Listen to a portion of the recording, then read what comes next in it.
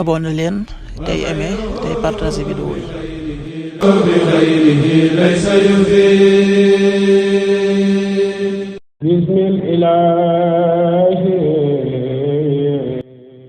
muassasatul qur'ani li tahfiisi wa tarbiyati al islamiyya internat ahibaa il xadim li nusrati diin al qawim di daara ju yar ak a jàngal xale yi alquraanul karim ba ñu wattu ko ci diir bu gàtt ci riwaaya wars boole ko njàngum xam-xamu diine.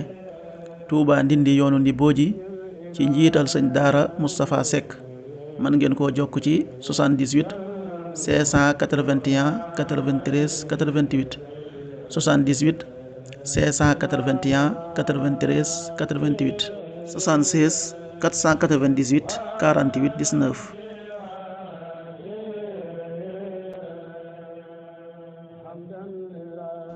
asalaamaaleykum mbokk yi teel a dibéer fukki fan ak juróom-ñett ci safar muy weeru diggi gàmmu di ñaareelu weer ci atum junni ak ñeenti téeméer ak ñeent fukk ak juróom-ñett ci gàddaay yonente bi sallallahu alayhi wa sallam dëppoo ñaari fan ci weeru ut ci atum ñaari junni ak ñaar fukk ak juróom-benn fukki fan ak juróom-ñett bokkul ci lim yu fàtte lim bu rafet la. bisub dibéer bi li ñu ciy tere tere waccandiku mooy ku ca watu wala ku ca tàggoo. ñaanuk bis bi yow sunu borom nun dee gëm nanu yàlla na nga nu jéggal sunuy bàkkaar yàlla na nga nu musal ci mbugalum sawara. rabbana innana amanna faghfir lana dhunubana wa qina adhaban nar. rabbana innana amanna faghfir lana dhunubana wa qina adhaban nar. aaya bis bi sunu borom wax na ci alxuraan ne ña nga xam ne dañoo weddi danaa leen mbugal mu tar ci àddina ak ci àllaaxira te duñu am ku leen dimbali. suratu ali imran aaya juróom fukk ak juróom benn. fa amma alladina kafaru fa u'adhibuhum 'adhaban shadidan fi dunya wal akhirah wa ma lahum min nasirin. sadaqallahul azim. xadiisu bis bi yonent bi sallallahu alayhi wa sallama neewoon na Seydina Aliyu yàlla na yàlla gërëm ko, maa ngi giñ ci yàlla sunu boroom gindee ci yow jenn waay moo ëpp solo nga am li gën a gànjaru ci alali àddina. xadis bi dëppoo nañu ci. qaala rasulullahi sallallahu alayhi wa sallam li aliyin radiallahu anhu fa wallahi la an yahdiya allahu bika rajulan xayrun laka min an yakuna laka xumru naam. muttafaqun alayhi.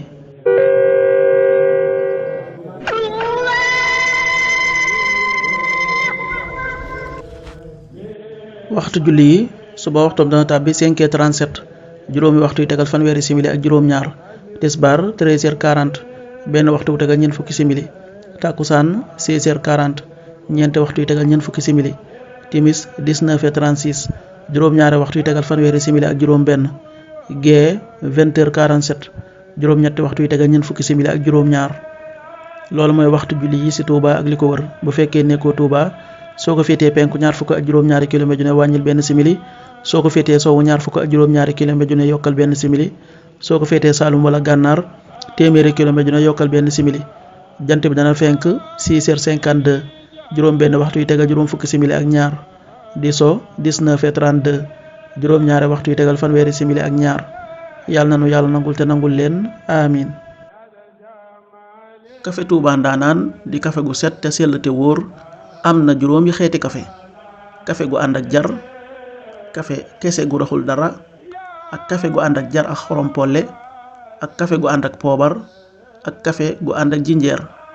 képp ku ci bëgg ak foo mën a nekk ci biir réew mi ak bitim réew mën ngaa woote ci numéro yi 77 120 69 95 wala 70 781 11 71.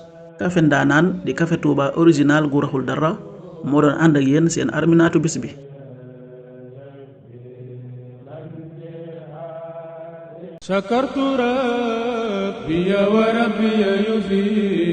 abonné leen tey aimé tey partagé vidéo yi.